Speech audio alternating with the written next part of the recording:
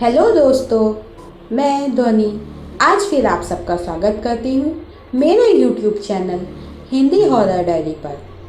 अगर आपको ये कहानी अच्छी लगे तो लाइक, सब्सक्राइब, कमेंट और दोस्तों के साथ शेयर करना ना भूलें और पूरी कहानियों का मज़ा लीजिए।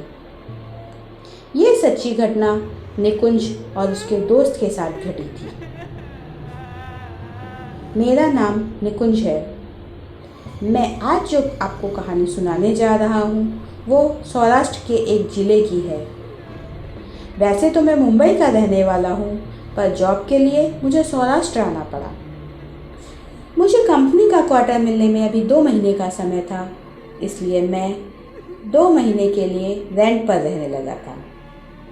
ये घर मेरे बजट में तो था, पर मेरी कंपनी से करीब 15 किलोमीटर दूर था।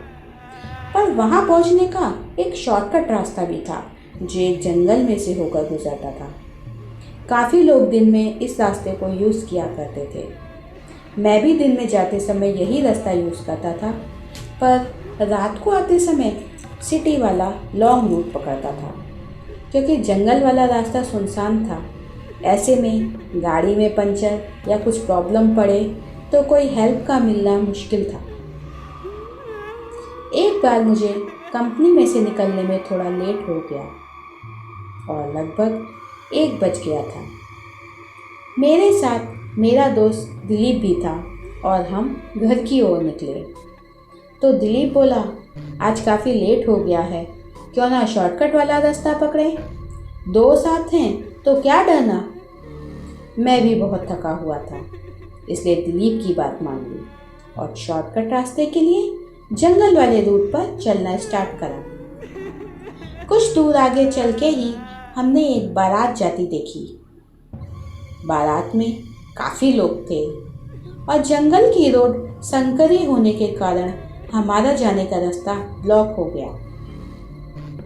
मैंने और दिलीप ने सोचा कि इतने रात में ये बारात कहाँ जा रही होगी।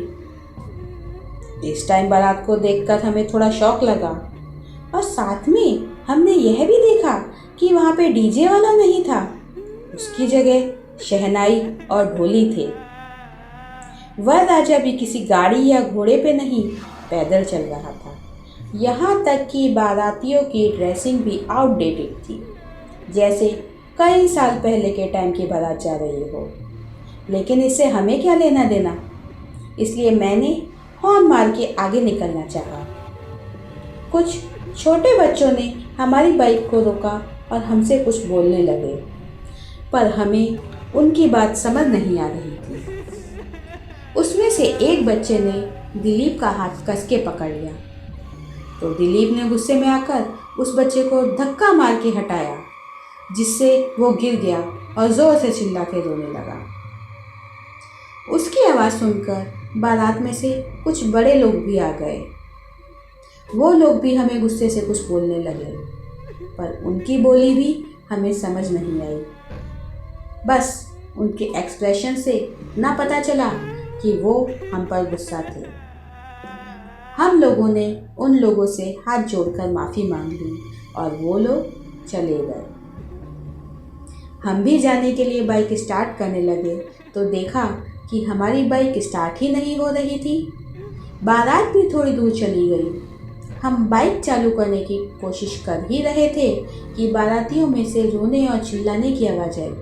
मैं और दिलीप जल्दी से बारात के नज़दीक देखने पहुँचे तो हमने देखा सारा रास्ता खून से लथपथ था और सभी बारातियों पर जैसे किसी ने धारदार हथियार से वार करा हो।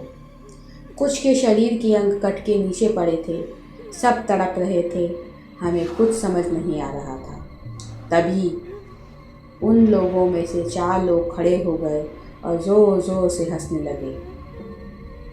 हम लोग घबरा गए और समझ भी गए कि ये लोग भूत हैं, क्योंकि उन 4 लोगों में से 2 लोग के पैर नहीं थे, वो हवा में ही थे और उनकी आंखें भी नहीं थीं। मैं और दिलीप चिल्लाने लगे और वहाँ से भागने लगे। वो लोग भी हमारे पीछे भागने लगे। हम दोनों छिपने के लिए जंगल की ओर भागे, पर रोड के साइड पे ही एक बड़ा पेड़ था।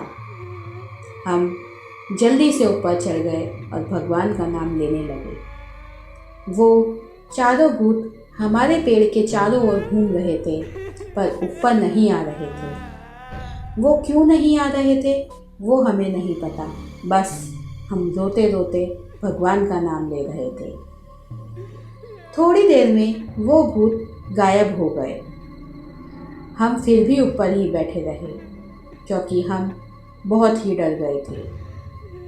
करीब सुबह 5 बजने को आए। थोड़ी ट्रांसपोर्ट की गाड़ियों का आना जाना शुरू हो गया। हम फिर हिम्मत करके पेड़ से उतरे और रोड की ओर देखा तो हमें बस हमारी बाइक ही दिख रही थी। हम जल्दी से बाइक के पास गए। इस बार हमारी बाइक फर्स्ट किक में ही चालू हो गई।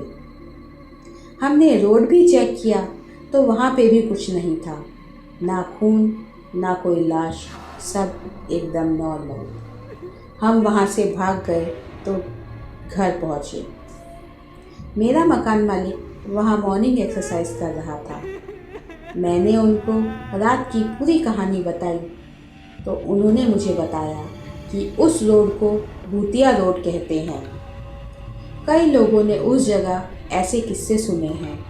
उन्होंने यह भी कहा था कि 40 साल पहले उस जंगल में लुटेरे होते थे। वो लुटेरे ज़्यादातर बारातियों को लूटते थे। इसी तरह उन लुटेरों ने एक बार पूरी बारात को मार के लूट लिया था। तब से उन बारातियों की आत्मा उस जगह अक्सर दिखाई देती है। ये बात को 5 साल हो गए और आज वहाँ एक बड़ा सा हाईवे है और कुछ रेस्टोरेंट भी बन गए हैं। मुझे 1 महीने बाद कंपनी के पास ही क्वार्टर मिल गया। उसके बाद मेरा कभी उस रोड पे जाना नहीं हुआ, ना ही मैंने दोबारा किसी से ऐसा किस्सा सुना। तो दोस्तों, आपको ये कहानी कैसी लगी? अगर आपको कहानी पसंद आए तो लाइक और हमारे चैनल को सब्सक्राइब करना ना भूलें और इस वीडियो को अपने फ्रेंड के साथ शेयर करें। मैं आपसे फिर मिलूँगी अगले हफ्ते एक नई कहानी के साथ।